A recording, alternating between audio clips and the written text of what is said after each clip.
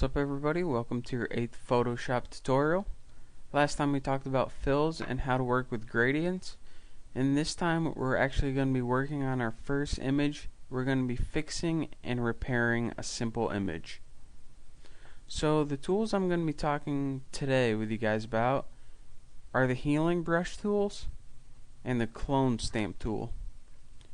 So let's first go to this first tool called the Spot Healing Brush tool and select it.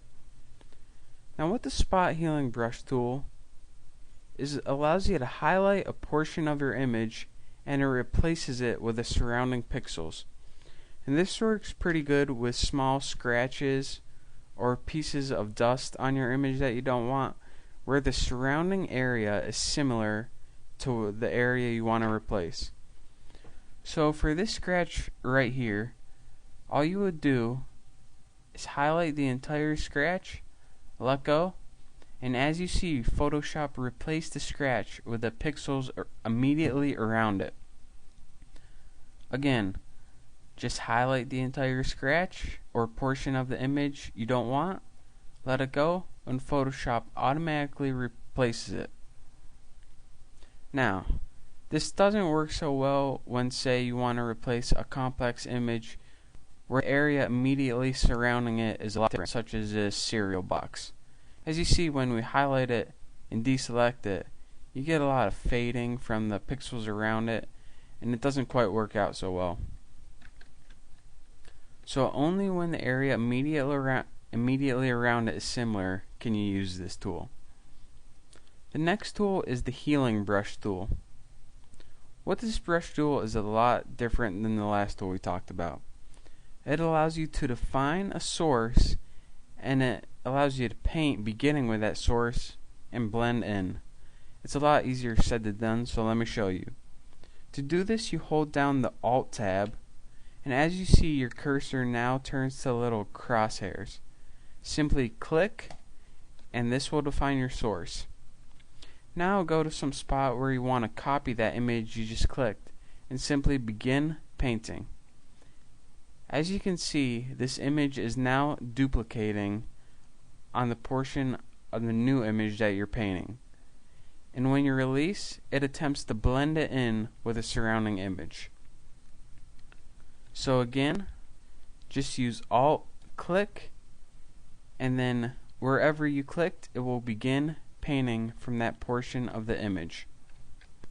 Now you might say, alright, how is this actually useful? Well, say you wanted to get rid of an object like this corner right here. You would go to a portion of the wall that wasn't a corner, Alt click, and as you see, when you painted over this corner, it now blended in with the rest of the wall. And that's one way to remove simple background objects from your image. Another way is to use the Clone Stamp tool. Now what the Clone Stamp tool does is exactly like the Healing Brush.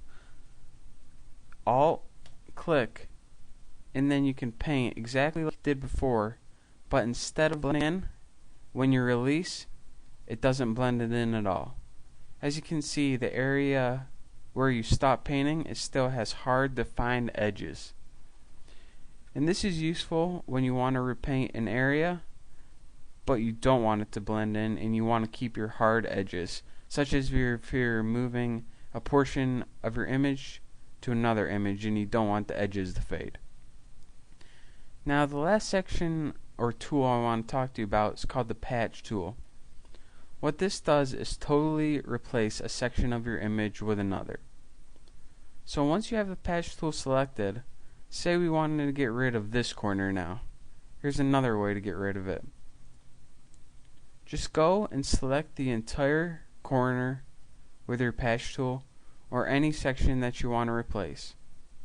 Now as you see, you have two main options right here, source and destination. What the source does when you have that selected is the portion of the image becomes the source. So once you have that selected, move it to a blank spot, and when you release it, you can see that now has become the source. So let's go back and select destination. Now whenever you open the image, when you deselect, it now becomes that portion of the destination and attempts to blend in with the photograph. And this is useful when you want to replace certain background images.